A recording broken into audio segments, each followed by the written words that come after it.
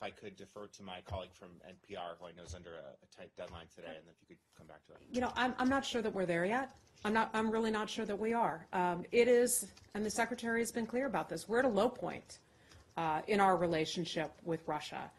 There are other countries that share that with us, where we're at a low point. They may be at a low point with other countries as well. Korea envoy position that Jo Yoon had.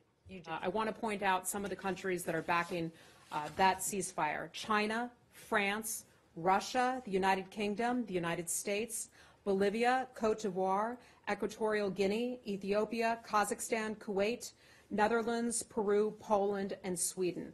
All of those countries coming together to call for a ceasefire in Syria. You value his experience. Did Secretary ask him to stay? I will point out, though, that Russia supported this ceasefire. Russia is certainly not adhering to this ceasefire. They're not adhering to the ceasefire because they continue to sponsor and back Bashar al-Assad's government. That is tragic. As a result of that, we are seeing innocent civilians, and you've all seen the video. Many of you are parents. You have seen the children who are suffering and dying. Under appropriate conditions. The world has said that this has to stop.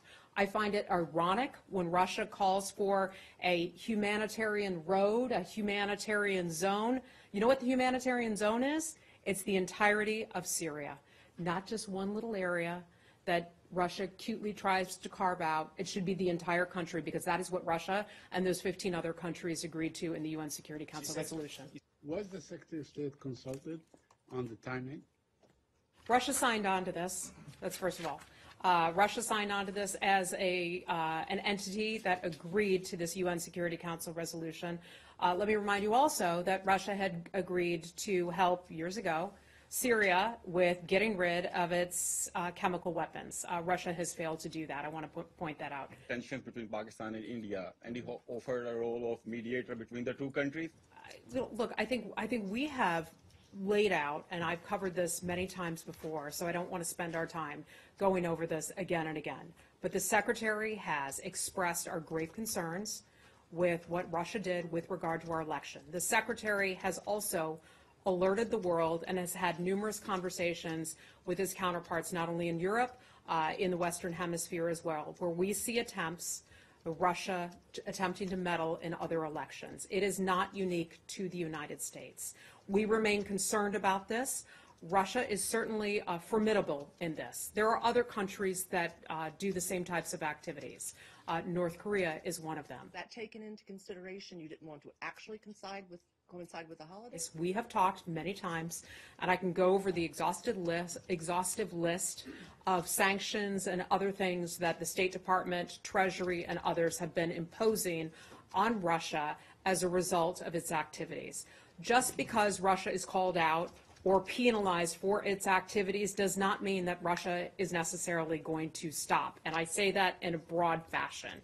If we look at what Russia has done in Ukraine, if we look at Russia activities in Syria, if we look at Russia activities in Georgia. We have a forego uranium enrichment and spent fuel reprocessing. One fundamental freedom that we hold here, and very dear to us in the United States, is the freedom of expression and freedom of the press.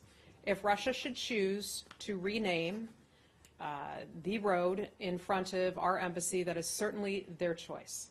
That is certainly their choice. And I think that would, in fact, be a good example of our support of freedom of the press and freedom of expression.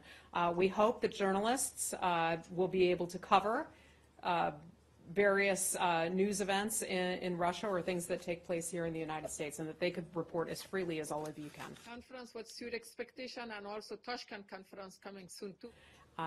I'd like to read from you a little bit from the statement we put out, because it was yesterday, and I know we didn't brief yesterday.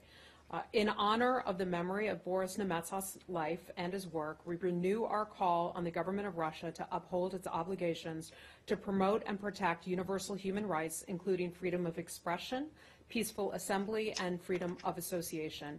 We urge the Russian government to ensure that all involved in the crime of his death, including those who organized it or ordered it, are brought to justice. Your statement, you said that it will continue to have that mandate. How will that work? about order departure. Okay, we've got to wrap it up, guys. Thanks.